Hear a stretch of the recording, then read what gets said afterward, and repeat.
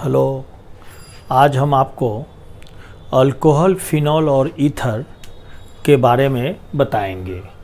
Alcohol, phenol and ether, इसका structural formula, nomenclature हम आपको इसके पहले वाले वीडियो में बता चुके हैं। फिर भी थोड़ा जल्दी से हम आपको इसको बता करके और इसका प्रिपरेशन और प्रॉपर्टी के बारे में जानेंगे। इसमें ध्यान दीजिएगा कि अल्कोहल में ये एलिफेटिक हाइड्रोकार्बन में OH जुटेगा तो अल्कोहल होगा, और एरोमेटिक हाइड्रोकार्बन में अगर OH जुटेगा तो फिनॉल होगा, और OH से एक H हट करके ROR या ROR डैश होगा तो यह हमारा ईथर होगा। तो जब ईथर के यानी ऑक्सीजन के दोनों साइड में सेम एल्किल ग्रुप होगा तो इसको हम सिंपल ईथर बोलेंगे। सिंपल ईथर यानी साधारण ईथर या सिमेट्रिकल ईथर बोलेंगे। और जब ऑक्सीजन ईथर फंक्शनल ग्रुप है, इसके दोनों साइड में डिफरेंट एल्किल ग्रुप होगा तो इसे हम मिक्स्ड ईथर या अनसिमेट्रिकल ईथर कहेंगे। इसमें हम जानेंगे कि ये जो फिनॉल है और ये जो अल्कोहल है, इस अल्कोहल में अल्केन का ई हटा के और सफिक्स के रूप में इसमें ऑल जोड़ेंगे। अल्कोहल में ऑल, उसके बाद में ईथर में जो है वह हम ऑक्सी जोड़ेंगे जब IUPAC नाम लिखने लगेंगे तब। तो यहाँ ध्यान दीजिएगा कि अगर हमारा यहाँ पर एक हाइड्रोक्सी ग्रुप होगा कार्बन के बगल में तो इसे हम मोनो हाइड्रोक्सी अल्कोहल बोलेंगे, और जब हमारा दो हाइड्रोक्सी ग्रुप होगा तो इसे डाई हाइड्रोक्सी अल्कोहल बोलेंगे, और जब कार्बन पर 3 हाइड्रोक्सी ग्रुप होगा यानी अल्कोहलिक ग्रुप होगा तो इसे हम ट्राई हाइड्रोक्सी अल्कोहल बोलेंगे। Mono hydroxy alcohol, di hydroxy alcohol को हम एथिलीन ग्लाइकॉल के नाम से जानेंगे। एथिलीन ग्लाइकॉल, इसके पहले वाले वीडियो में यह बात हम बता चुके हैं। अब इसको 1,2,3 ट्राई हाइड्रोक्सी प्रोपेन को हम ग्लिसरल डिहाइड के नाम से जानेंगे या ग्लिसरॉल कहेंगे। इस ग्लिसरॉल में अगर हम जल मिला देंगे तो यह ग्लिसरॉल ग्लिसरीन बन जाएगा। उसके बाद आपको हम बता दें, ईथर में जब हम ऑक्सी जोड़ने लगते हैं तो यहाँ पर आप देख सकते हैं कि CH3OCH3, इसका कॉमन नेम होगा डाईमेथिल ईथर या मेथॉक्सी मेथेन। और यहाँ पर हम अगर आपको लिख दें CH3 और C2H5 तो यहाँ होगा मेथॉक्सी एथेन, यानी कार्बन की संख्या जिधर कम होगी उस साइड में ऑक्सीजन शिफ्ट कर जाएगा और IUPAC नाम होगा मेथॉक्सी एथेन। अगर यही हमारा बेंजीन रिंग में, यहाँ बेंजीन रिंग में अगर OCH3 जुटा हो तो इसको मेथॉक्सी बेंजीन या एनिसोल के नाम से जानेंगे, एनिसोल। और अगर हमारे इस बेंजीन रिंग में अगर OC2H5 जुटा हो तो एथॉक्सी बेंजीन को हम फिनाटोल के नाम से जानेंगे, फिनाटोल। या हम आपको IUPAC नेम और नोमेनक्लेचर पहले वाले वीडियो में बता दिए हैं, एक इंट्रोडक्शन के लिए हम आपको बता दे रहे हैं। अब हम आज आपको बताएंगे अल्कोहल, फिनॉल और ईथर के बनाने की कौन कौन सी विधि है, इसके बारे में आज हम चर्चा करेंगे। तो ये जो अल्कोहल है,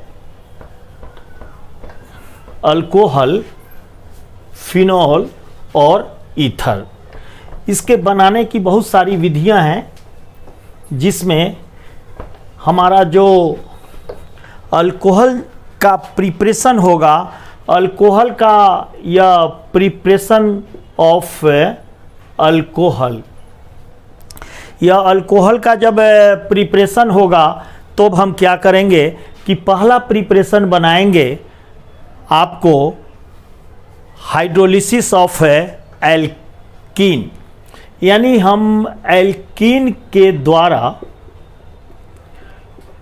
अल्कोहल का निर्माण करेंगे। एल्कीन के द्वारा अल्कोहल का जो निर्माण करेंगे इसमें मार्कोनिफ रूल का प्रयोग करेंगे, एम रूल, जिसके द्वारा हम अल्कोहल बना लेंगे। जैसे C डबल बॉन्ड और यहाँ पर 2 हाइड्रोजन लगा दिए, इसमें वाटर डाल दिए इन प्रेजेंस ऑफ एसिड, तो मार्कोनिफ रूल के अनुसार हमारा यह अल्कोहल कन्फर्म कर देगा। यहाँ पर OH और H, यानी यह एथीन से एथेनॉल बना देगा, एथीन से एथेनॉल। एक दूसरा उदाहरण हम देखेंगे, जैसे CH3 CH और डबल बॉन्ड CH2 और इसमें H2O डालकर और पेरो ऑक्साइड है, जब H2O डाल देंगे तो मार्कोनिफ रूल के अनुसार, एम रूल के अनुसार क्या होगा, यह H2O का H प्लस और OH माइनस है, तो H प्लस आयन यानी पॉजिटिव आयन उस कार्बन परमाणु से जुटेगा जिस कार्बन परमाणु पर हाइड्रोजन की अधिकता हो, तो यहाँ H प्लस जो है इस कार्बन पर चला जाएगा और निगेटिव चार्ज उस कार्बन पर जुटेगा जिस पर हाइड्रोजन की कमी हो। इसे हम मार्कोनिफ रूल के नाम से जानते हैं।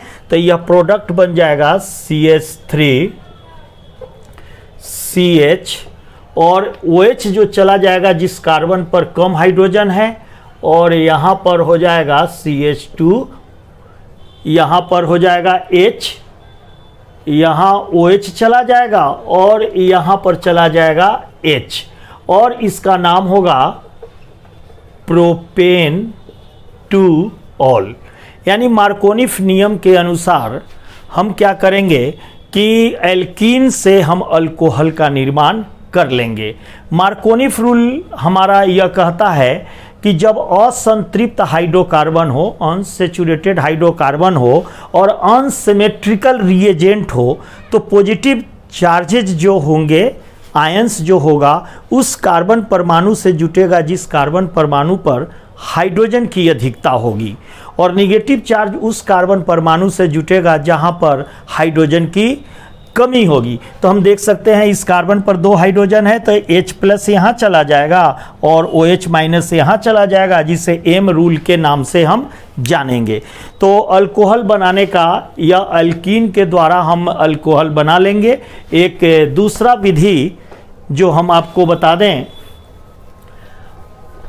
डाइबोरेशन, ऑक्सीडेशन ऑफ डाइबोरेशन के द्वारा भी हम अल्कोहल का निर्माण कर सकते हैं। इसमें हम देखेंगे कि हमारा एल्कीन होगा, एल्कीन यह दूसरी यह जो प्रोसेस है बाई ऑक्सीडेशन ऑफ डाइबोरेशन, डाइबोरेशन ऑक्सीडेशन के द्वारा हम अल्कोहल का भी निर्माण कर लेंगे। इसमें हमारा एंटी मार्कोनिफ रूल का प्रयोग होगा। तो हम देखते हैं कि यहाँ पर अगर हम लिखते हैं CH3 CH और डबल बॉन्ड CH2 और इसमें हम डालते हैं BiH3 का होल 2, तो यहाँ पर क्या होगा कि यह कंपाउंड बनाएगा CH3 CH2 CH2 का होल 3b, ट्राईप्रोपिल बोरन बनाएगा। और ट्राईप्रोपिल बोरन में जब हम हाइड्रोजन पेरो ऑक्साइड डाल देंगे इन प्रेजेंस ऑफ बेस, तो हमारा यह 3 CH2 CH2 CH2OH बनेगा और बोरिक एसिड बन जाएगा, H3BO3 बन जाएगा और हमारा यह प्रोपेनॉल बन जाएगा।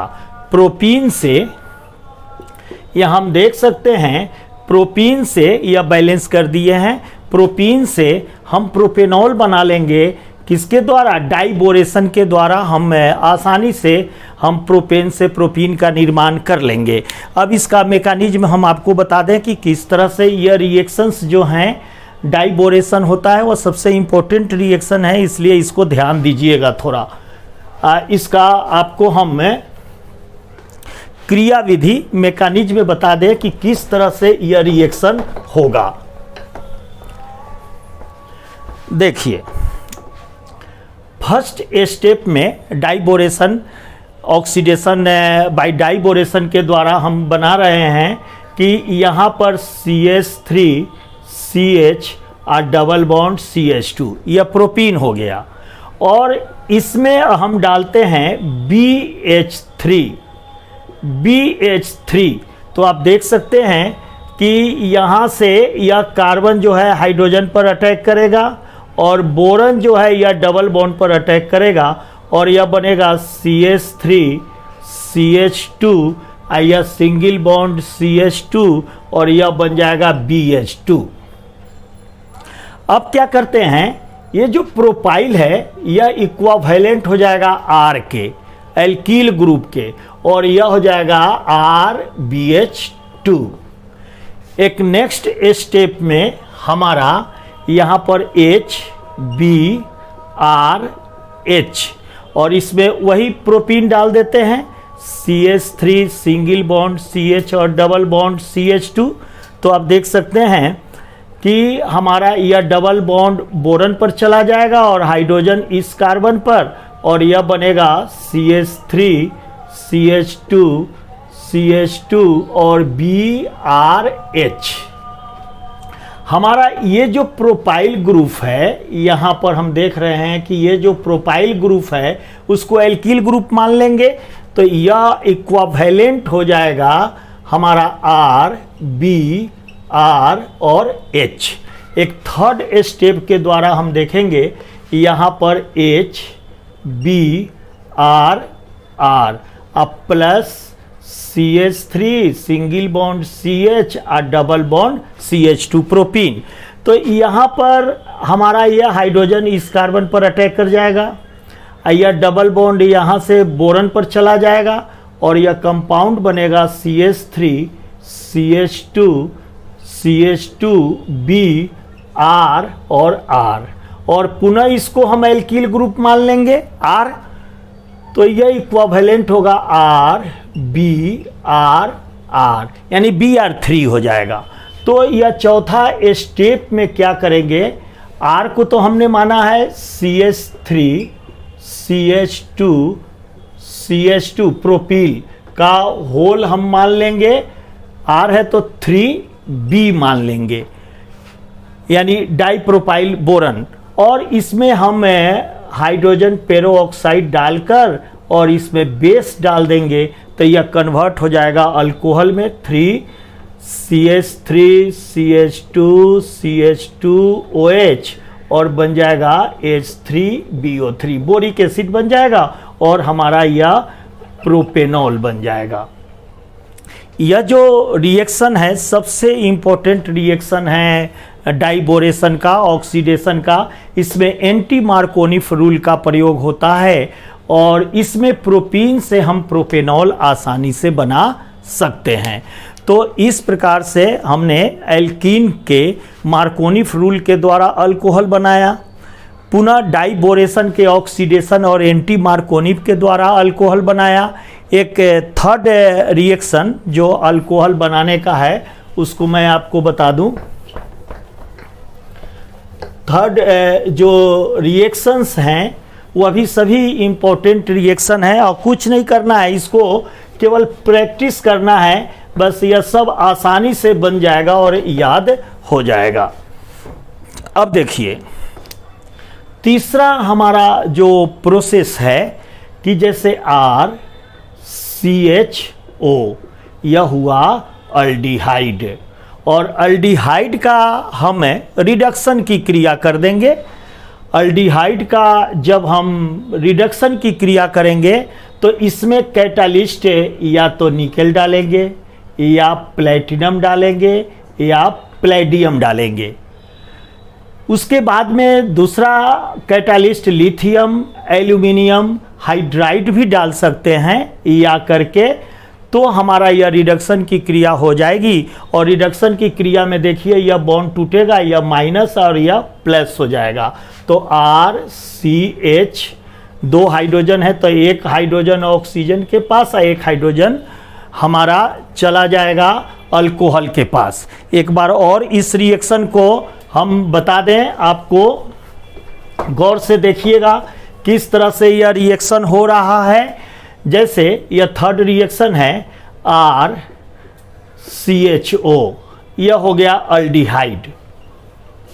इसका रिडक्शन कराएंगे, रिडक्शन में एडिशन ऑफ हाइड्रोजन होगा तो कैटालिस्ट क्या क्या डालेंगे, निकेल या प्लेटिनम या प्लेडियम, या क्या डालेंगे, लिथियम एल्यूमिनियम हाइड्राइड, या सोडियम अमलगम और हाइड्रोक्लोरिक एसिड कैटालिस्ट डालकर भी हम हाइड्रोजनेशन की क्रिया करा सकते हैं।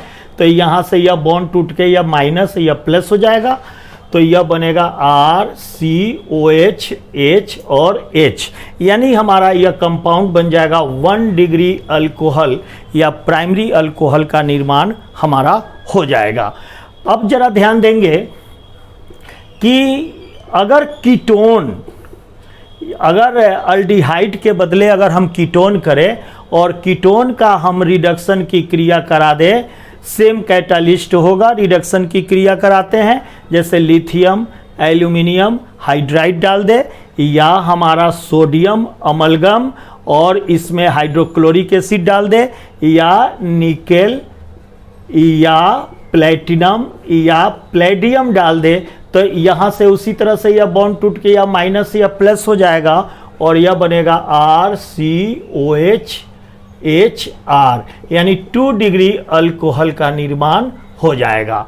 तो इस प्रकार से अल्कोहल जब हम बना रहे हैं तो 1 डिग्री अल्कोहल जब हम बना रहे हैं तो हमारा रिडक्शन करेंगे अल्डिहाइड का तो 1 डिग्री अल्कोहल बनेगा, और कीटोन का रिडक्शन करेंगे तो हमारा 2 डिग्री अल्कोहल का निर्माण हो जाएगा। उसके बाद में एक चौथा प्रोसेस है, ग्रिग्नार्ड रिएजेंट के द्वारा भी हम अल्कोहल का निर्माण कर सकते हैं। देखिए ग्रिग्नार्ड रिएजेंट में हम आपको बतला दें कि ये जो ग्रिग्नार्ड्स रिएजेंट हैं यह बनते कैसे हैं, पहले इसके बारे में जान लेंगे क्योंकि सबसे इम्पोर्टेंट है, इससे बहुत सारे क्वेश्चंस पूछे जाते हैं। कहता है कि जब एल्कील हैलाइड को मैग्नीशियम मेटल के साथ ड्राई ईथर की उपस्थिति में अभिक्रिया कराते हैं तो हमारा RMgX बनता है, जिसे ग्रिग्नार्ड रिएजेंट कहते हैं। एक बार और सुनिएगा, when alkyl halide is treated with magnesium in presence of dry ether, then alkyl magnesium halides compounds are formed. It is known as Grignard reagent. अब देखिए ग्रिग्नार्ड रिएजेंट जैसे RMgX, यह ग्रिग्नार्ड रिएजेंट हो गया। और ग्रिग्नार्ड हम क्या कर रहे हैं, अल्कोहल बना रहे हैं, प्रिपरेशन ऑफ अल्कोहल। यहाँ पर ध्यान दीजिएगा, सबसे इंपॉर्टेंट यह रिएक्शन चल रहा है, preparation of alcohol. Grignard reagent में हम यहाँ क्या करेंगे कि फॉर्मल्डिहाइड डाल देते हैं, यानी मेथेनल। मेथेनल जब डालेंगे तो यहाँ देख सकते हैं कि यहाँ से यह बॉन्ड टूटेगा, यह माइनस होगा, यह प्लस होगा, और यहाँ से यह बीचों बीच टूट जाएगा, मैग्नीशियम प्लस और एल्कील माइनस होगा। तो यहाँ देखिए HCO और O के पास चला जाएगा MgX, और यहाँ है H और यहाँ हो जाएगा R।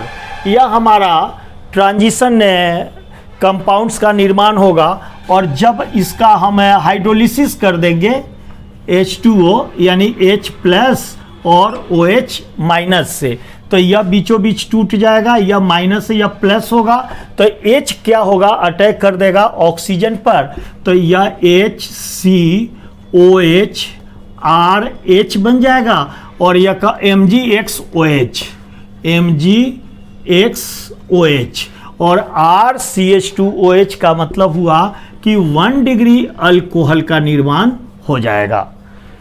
एक बार और सुनिएगा, बहुत ही इंपॉर्टेंट रिएक्शन है यह, बहुत बार क्वेश्चंस एग्जाम में पूछे जाते हैं कि हमारा ये जो ग्रिग्नार्ड रिएजेंट हैं उससे अगर हम मेथेनल का अभिक्रिया कराएंगे, रिएक्शन कराएंगे, तो हमारा एक ट्रांजिशन फेज आएगा, उसके बाद इसका हाइड्रोलिसिस कर देंगे तो हमारा 1 डिग्री अल्कोहल बन जाएगा।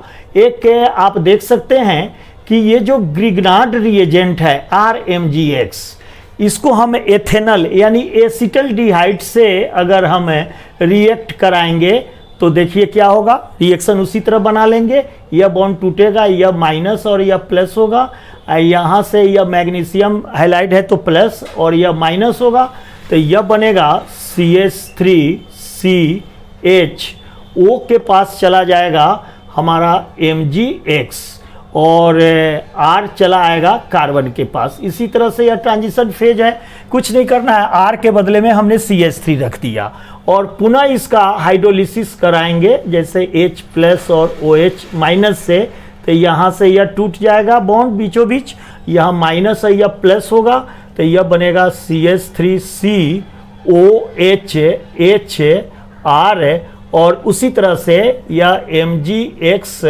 और OH। आप देख सकते हैं कि 2 एल्कील ग्रुप है। आपका जो अल्कोहल को 1 डिग्री 2 डिग्री 3 डिग्री अल्कोहल का क्लासिफिकेशन तो हम पहले आपको बता चुके हैं कि जिस कार्बन पर अल्कोहल है वहाँ 2 हाइड्रोजन होना चाहिए तो 1 डिग्री होगा, 1 हाइड्रोजन होगा तो 2 डिग्री होगा और हाइड्रोजन नहीं होगा 3 एल्कील ग्रुप होगा तो 3 डिग्री होगा।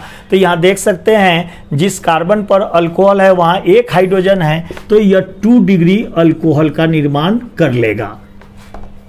अब एक तीसरा रिएक्शन देखेंगे RMgX, ग्रिग्नार्ड रिएजेंट। ये जो ग्रिग्नार्ड रिएजेंट हैं अगर हम कीटोन से अभिक्रिया कराएं RCOR, कीटोन से अगर हम अभिक्रिया कराएं, रिएक्शन कराएंगे तो इसी तरह से सेम रिएक्शन है, यह माइनस और यह प्लस होगा, यहाँ से यह टूटेगा, यह प्लस और यह माइनस होगा। तो आप देख सकते हैं RCR, एक R नीचे जुट जाएगा और OMgX यहाँ चला आएगा, OMgX।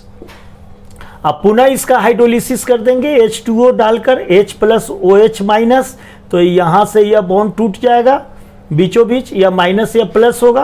तो अब देखिए क्या बनेगा, RCRR यहाँ OH हो जाएगा, यह MgXOH हाइड्रोक्सी मैग्नीशियम हैलाइड और यह 3 डिग्री अल्कोहल का निर्माण हो जाएगा। तो इस प्रकार से हम देख सकते हैं कि हमारा अल्कोहल का जो निर्माण ग्रिग्नार्ड रिएजेंट से हम जब कराते हैं मेथेनल या फॉर्मल्डिहाइड से तो 1 डिग्री अल्कोहल का निर्माण होगा। जब हम एसिटल्डिहाइड या एथेनल, इसको CH3CHO को हम एथेनल बोलेंगे, एथेनल से अभिक्रिया कराएंगे तो हमारा 2 डिग्री अल्कोहल का निर्माण होगा और जब हम कीटोन से अभिक्रिया कराएंगे ग्रिग्नार्ड रिएजेंट का तो हमारा 3 डिग्री अल्कोहल का निर्माण होगा। तो इस प्रकार से डिफरेंट टाइप से हम आसानी से अल्कोहल को बना सकते हैं। अब इसमें जो है हमारा, आपको हम बता दें, अल्कोहल तो बता दिए कि कैसे बनाएंगे, प्रिपरेशन ऑफ अल्कोहल। अब थोड़ा सा ध्यान देंगे हम फिनॉल बनाने के विधि। चूँकि अल्कोहल और फिनॉल जो है वह एक साथ आता है, चूँकि OH ग्रुप जब एलिफेटिक में OH ग्रुप जुट जाएगा तो हमारा यह अल्कोहल होगा और एरोमेटिक में जब OH ग्रुप जुटेगा तो फिनॉल हो जाएगा। तो थोड़ा सा इस पर भी ध्यान दीजिएगा, यह भी बहुत ही इम्पोर्टेंट है, preparation of phenol. Preparation of phenol, phenol बनाने के लिए हम क्या करेंगे कि एनिलीन, यहाँ पर है NH2 एनिलीन, एनिलीन का हम डाइजोटाइजेशन कर देंगे, डाइएजोटीकरण की क्रिया कर देंगे। इसमें डालेंगे NaNO2 sodium nitrite, hydrochloric acid और टेम्परेचर 273 केल्विन से 278 केल्विन, यानी 273 केल्विन से 278 केल्विन डालेंगे तो हमारा डाइजोटाइजेशन की क्रिया के द्वारा यहाँ पर बेंजीन डाइजोनियम क्लोराइड बन जाएगा। N2 प्लस Cl माइनस, इसको बोलेंगे बेंजीन डाइजोनियम क्लोराइड। और बेंजीन डाइजोनियम क्लोराइड का हाइड्रोलिसिस की क्रिया कर देंगे। हाइड्रोलिसिस की क्रिया में जैसे H प्लस और OH माइनस, तो यहाँ पर हमारा यह फिनॉल बन जाएगा, फिनॉल OH, यह OH जुट जाएगा। यहाँ से क्या निकलेगा, N2 निकल जाएगा, नाइट्रोजन गैस निकल जाएगा। और क्या निकलेगा, यहाँ से यह HCl निकल जाएगा प्लस HCl, और यह फिनॉल बन जाएगा। यह भी सबसे इम्पोर्टेंट रिएक्शन है, इसको ट्रिपल स्टार कर दिए हैं। इसको ध्यान दीजिएगा कि जब एनिलीन का डाई एजोटीकरण की क्रिया करेंगे तो बेंजीन डाइजोनियम क्लोराइड बनेगा, और इस बेंजीन डाइजोनियम क्लोराइड का जब हम हाइड्रोलिसिस की क्रिया करेंगे तो हमारा फिनॉल कंपाउंड का निर्माण हो जाएगा।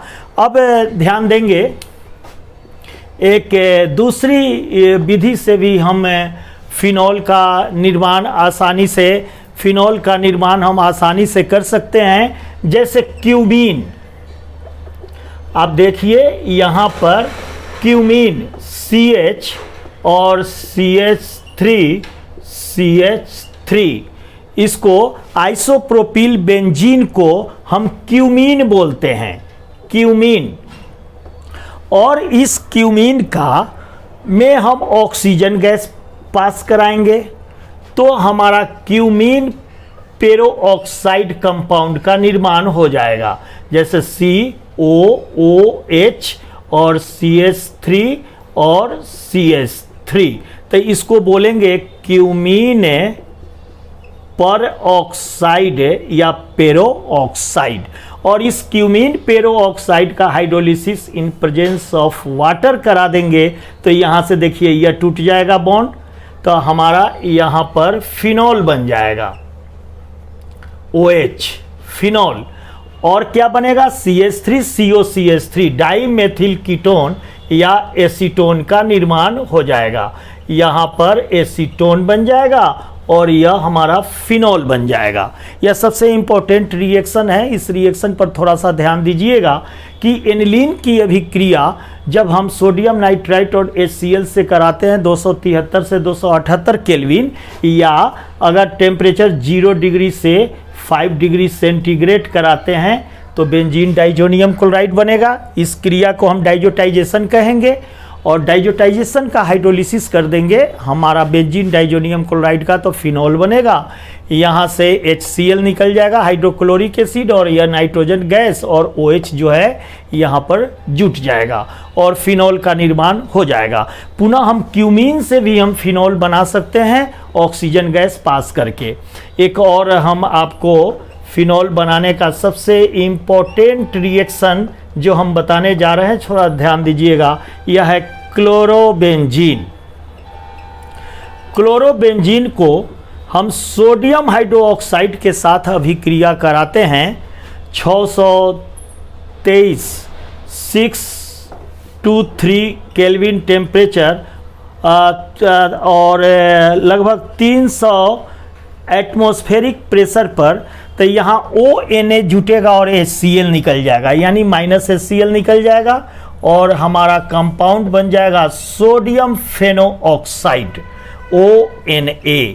अब देखिए यहाँ से HCl निकल गया, यहाँ से HCl निकल गया और ONA जुट गया, इसका नाम हो गया सोडियम फेनोऑक्साइड, और HCl निकल गया। और सोडियम फेनोऑक्साइड का हम HCl से अभिक्रिया करा देंगे, हाइड्रोक्लोरिक अम्ल से अभिक्रिया कराएंगे, तो आप देखिए यहाँ H जुट जाएगा, यह माइनस है, यह प्लस है, हाइड्रोजन पर प्लस और क्लोरीन पर माइनस है, तो यह NaCl निकल जाएगा और यहाँ हमारा कंपाउंड बन जाएगा फिनॉल OH और प्लस NaCl और फिनॉल बन जाएगा। ये तीनों रिएक्शंस जो हैं सबसे इम्पोर्टेंट रिएक्शंस हैं, इसलिए इसको क्या करना है कि याद।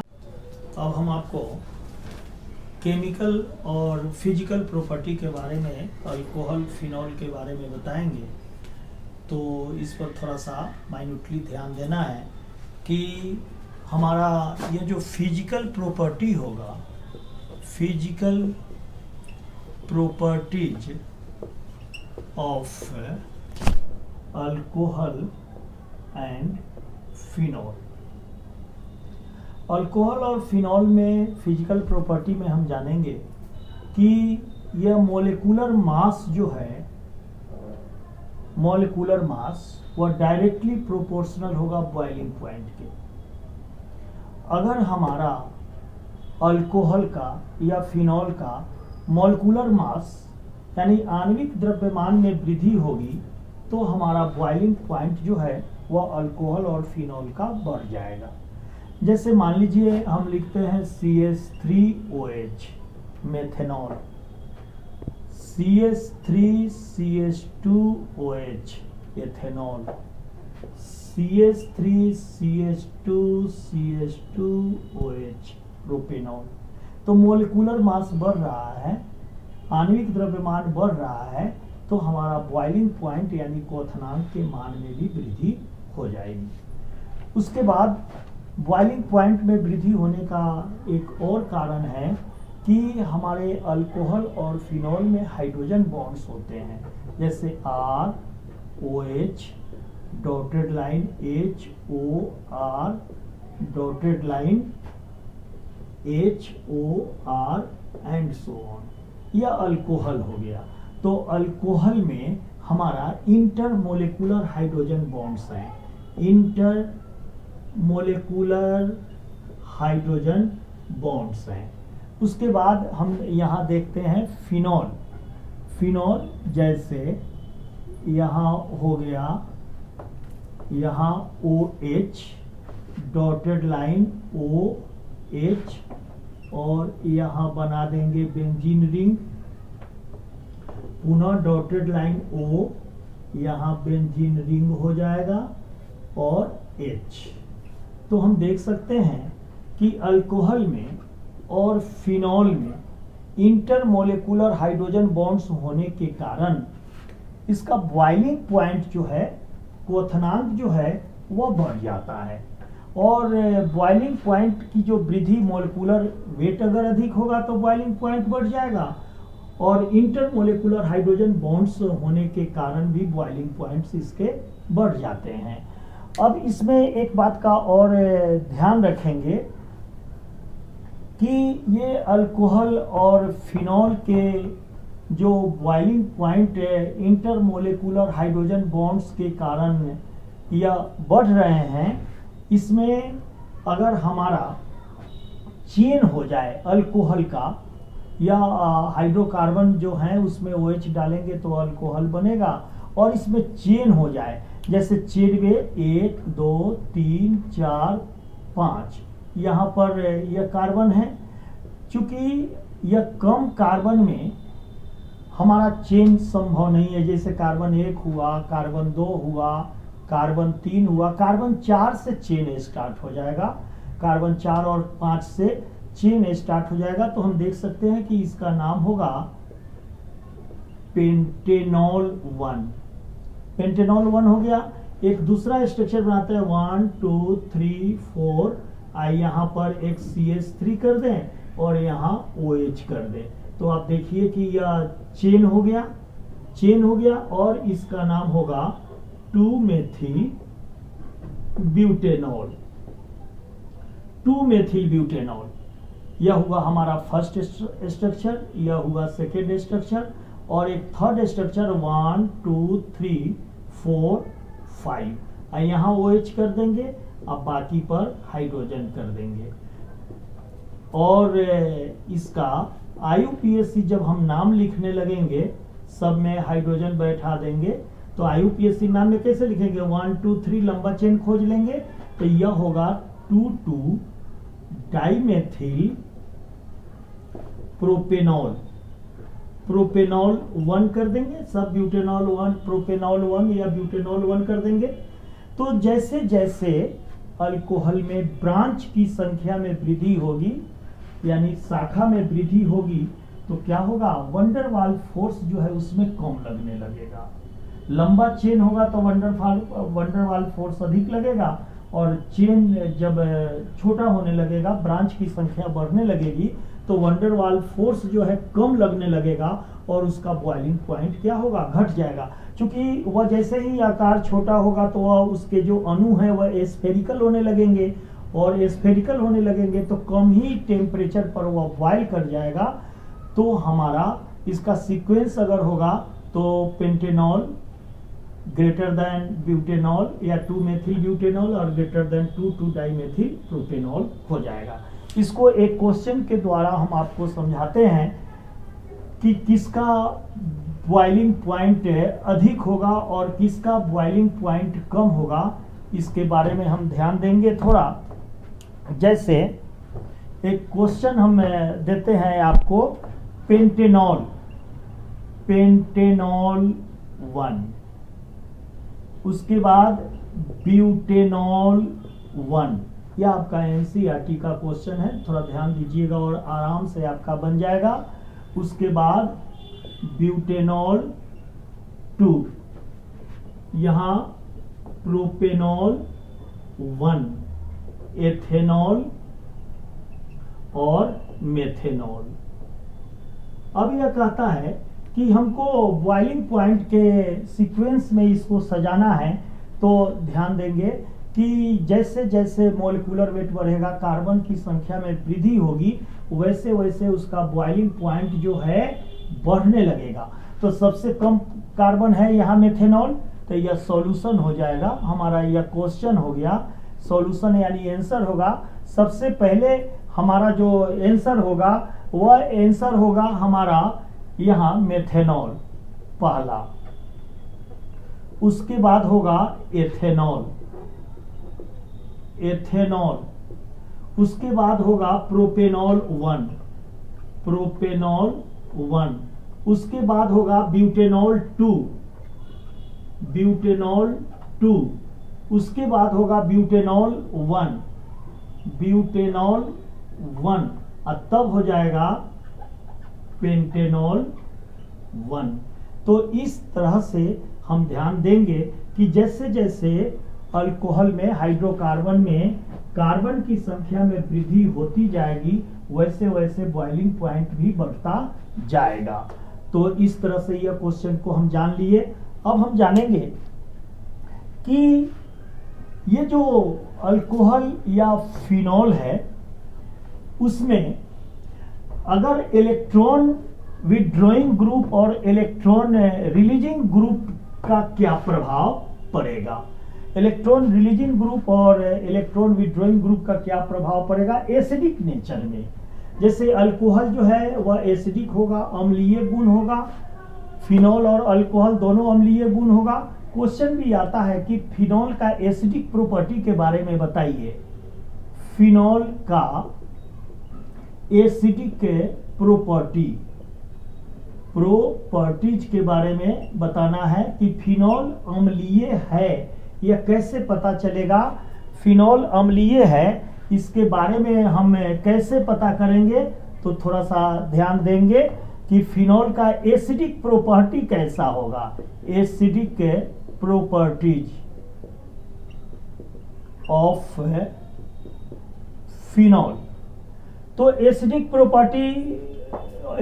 प्रॉपर्टी फिनॉल का जब हम ध्यान देने लगेंगे तो ध्यान यह देंगे कि जैसे मान लीजिए यह हमारा फिनॉल है, OH, फिनॉल के 2 मॉलिक्यूल्स हैं, इसको हम सोडियम से रिएक्ट कराते हैं मेटल से, तो हमारा सोडियम फेनोऑक्साइड बनता है, सोडियम फेनोऑक्साइड बनता है और हाइड्रोजन गैस निकलती है, जो यह बतलाता है कि फिनॉल जो है वह एसिडिक अम्लीय प्रकृति का होगा।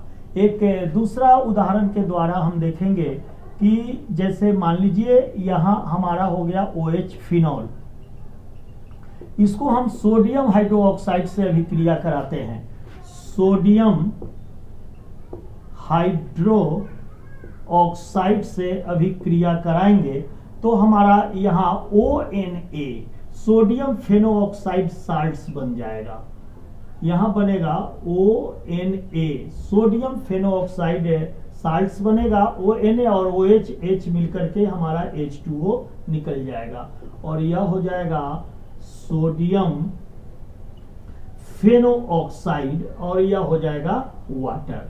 तो हम जानते हैं कि एसिड और बेस जब मिलेगा तो हमारा बनेगा क्या, साल्ट और वाटर यानी जल बनेगा। इसलिए फिनॉल जो है वह एसिडिक कैरेक्टर का होगा।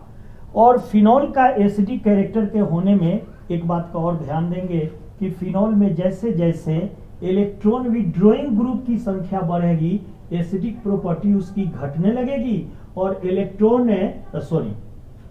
इलेक्ट्रॉन विड्रॉइंग ग्रुप यानी इलेक्ट्रॉन खींचने वाले ग्रुप की संख्या बढ़ेगी तो एसिडिक प्रॉपर्टी पर क्या प्रभाव पड़ेगा और इलेक्ट्रॉन रिलीजिंग ग्रुप का क्या प्रभाव पड़ेगा इसके बारे में हम आपको बताने जा रहे हैं। जरा ध्यान से देखिएगा, आसानी से आपको याद हो जाएगा बहुत ही आसान तरीका से।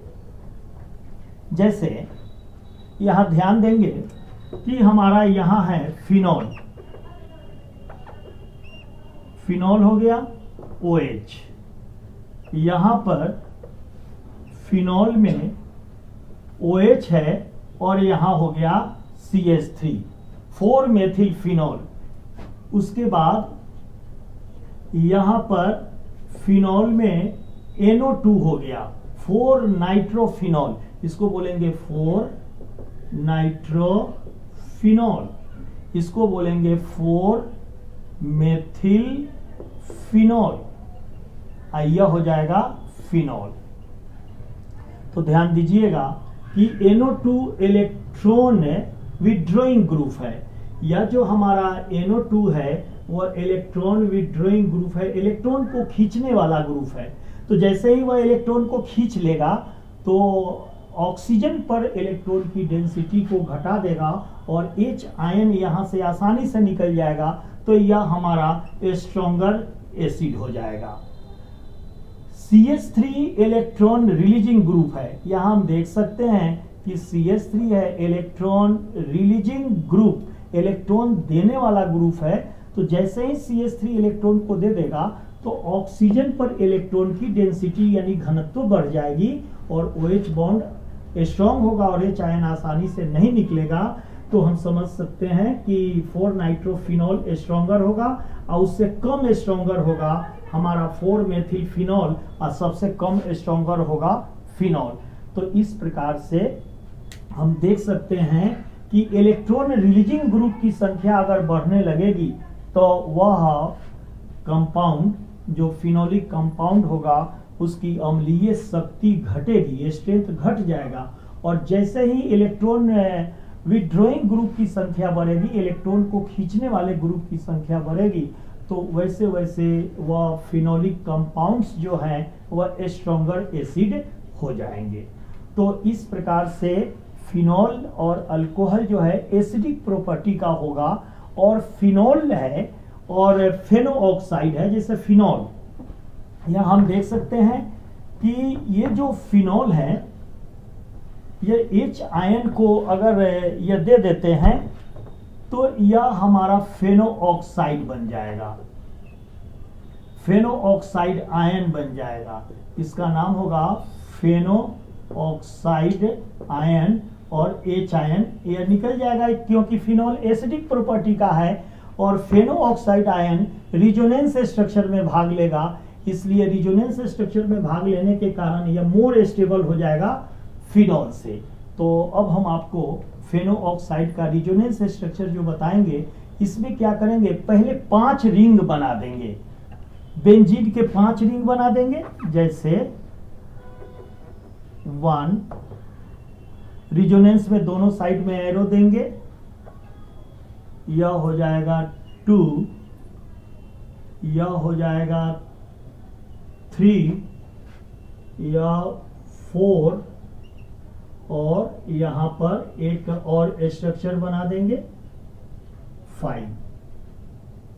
अब देखिएगा यहां पर अल्टरनेट बॉन्ड दे देंगे और O-, यहां से मैं इसको मिटा दूं, यह फिनॉल है, O- इस पर 2 2 4 और 2 6 इलेक्ट्रॉन है। यह रिजोनेंस स्ट्रक्चर में इलेक्ट्रॉन का डीलोकलाइजेशन हो जाएगा, तो यह बॉन्ड यहाँ से टूटेगा और यह बॉन्ड इस पर अटैक कर लेगा।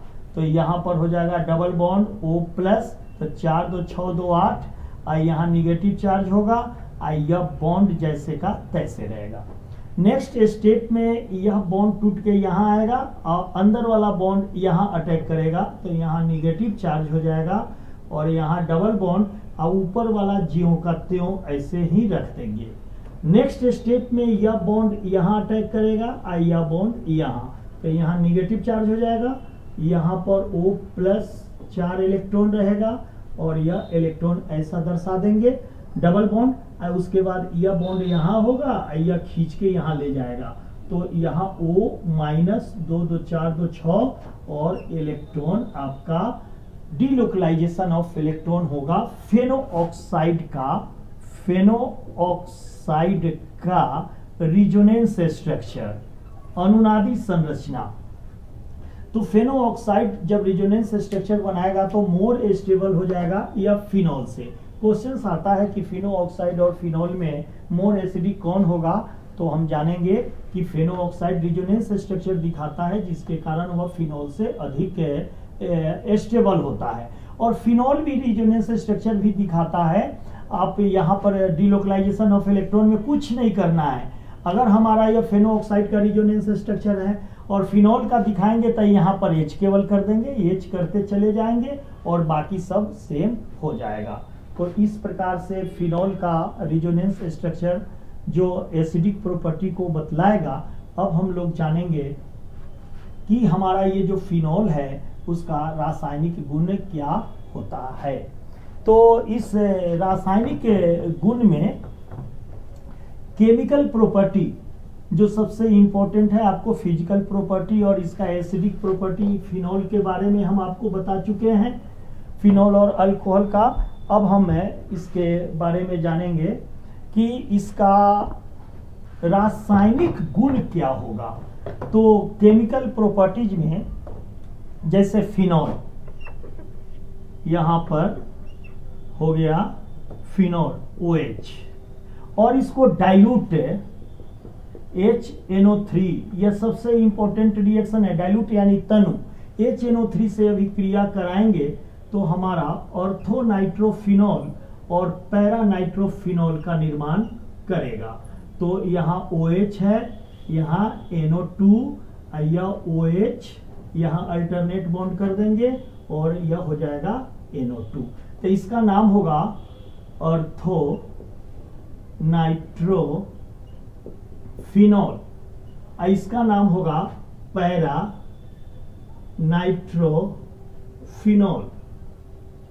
ऑर्थोनाइट्रोफिनॉल और पैरानाइट्रोफिनॉल फर्स्ट है, यह केमिकल रिएक्शंस हो गए, केमिकल या रिएक्शन हो गया किसका, फिनॉल का। तो याद रखिएगा कि फिनॉल को जब हम डाइल्यूट नाइट्रिक एसिड से अभिक्रिया कराएंगे तो ऑर्थोनाइट्रोफिनॉल और पैरानाइट्रोफिनॉल बनेगा। यह जो ऑर्थोनाइट्रोफिनॉल और पैरानाइट्रोफिनॉल है, इसमें ऑर्थोनाइट्रोफिनॉल को वेपर डिस्टिलेशन से अलग कर सकते हैं, जैसे OH है और यहाँ पर NO2, और यहाँ से यह हाइड्रोजन बॉन्ड हो जाएगा। यह इसमें आपको इंटरमोलेकुलर हाइड्रोजन बॉन्ड्स होगा, और हमारा जो पैरानाइट्रोफिनॉल होगा उसमें इंट्रामोलेकुलर हाइड्रोजन बॉन्ड्स हो जाएंगे। यहाँ पर OH, यहाँ N डबल बॉन्ड O और O हो गया, पुनः यहाँ से HO और यहाँ पर बॉन्ड बना देंगे इस तरह से, और यहाँ NO2 ऐसे। तो हम देख सकते हैं कि ऑर्थोनाइट्रोफिनॉल में हमारा इंट्रामोलेकुलर हाइड्रोजन बॉन्ड्स हैं, इंट्रामोलेकुलर हाइड्रोजन बॉन्ड्स हैं, और पैरानाइट्रोफिनॉल में हमारा इंटरमोलेकुलर हाइड्रोजन बॉन्ड्स हैं। तो यह इंट्रामोलेकुलर हाइड्रोजन बॉन्ड्स होने के कारण जैसे ही इसको गर्म करेंगे तो यह वेपोराइज्ड होकर के ऑर्थोनाइट्रोफिनॉल बहुत तेजी से निकल जाएगा और पैरानाइट्रोफिनॉल में इंटरमोलिकुलर हाइड्रोजन बॉन्ड्स होने से इससे कम देरी से यह जो है वेपोराइज्ड होगा। यानी वेपर डिस्टिलेशन के द्वारा हम ऑर्थोनाइट्रोफिनॉल को आसानी से निकाल सकते हैं। अब देखिए इसमें एक दूसरा रिएक्शन है, यह डाइल्यूट के बदले में अगर हम इसमें कॉन्संट्रेटेड नाइट्रिक एसिड डाल दें, फिनॉल में कॉन्संट्रेटेड नाइट्रिक एसिड अगर हम डालते हैं तो क्या बनेगा, इस पर थोड़ा सा हम लोगों को ध्यान देना है। जैसे फिनॉल है और इसमें कॉन्क HNO3 नाइट्रेशन की क्रिया हम करा रहे हैं और इसमें कॉन्क H2SO4 डाल देते हैं तो हमारा 2,4,6 डाइनाइट्रोफिनॉल का निर्माण होगा। यहाँ पर हो गया OH, यहाँ पर 2 पर, 4 पर और 6 पर NO2 बन जाएगा, यानी 2,4,6 ट्राई नाइट्रोफिनॉल बन जाएगा। यह हमारा दूसरा रिएक्शन है कि फिनॉल को हम कॉन्संट्रेटेड नाइट्रिक एसिड और कॉन्संट्रेटेड सल्फ्यूरिक एसिड से अभिक्रिया कराते हैं तो हमारा 2,4,6 ट्राई नाइट्रोफिनॉल बनेगा, जिसको हम पिक्रिक एसिड के नाम से जानते हैं। यह क्रिया हमारा नाइट्रेशन कहलाएगी, नाइट्रेशन यानी नाइट्रीकरण कहलाएगी।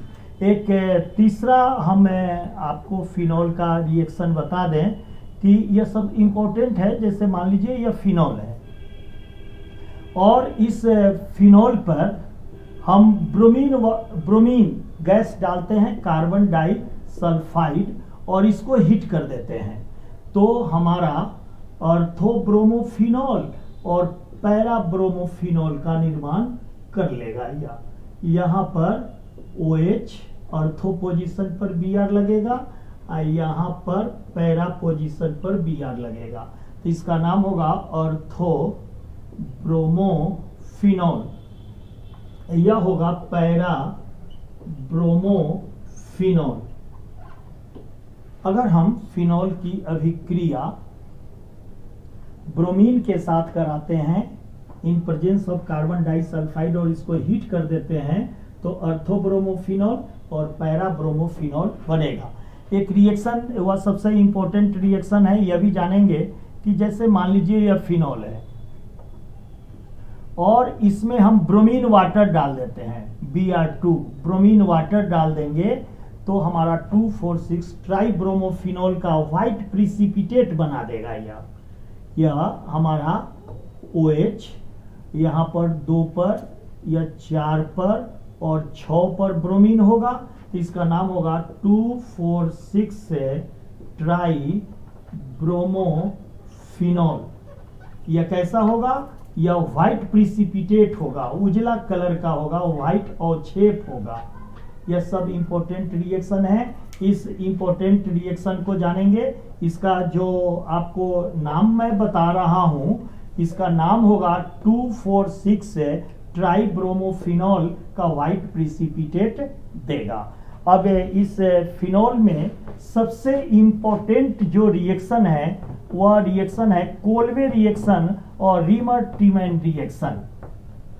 यह सबसे इंपॉर्टेंट रिएक्शन है फिनॉल का और इससे बहुत सारे क्वेश्चंस भी पूछे जाते हैं। रीमर-ट्रीमैन रिएक्शन और हमारा एक दूसरा रिएक्शन है कोल्वेज रिएक्शन। तो इस बात को याद रखिएगा कि फिनॉल का रीमर-ट्रीमैन रिएक्शन में हम जानेंगे रीमर-ट्रीमैन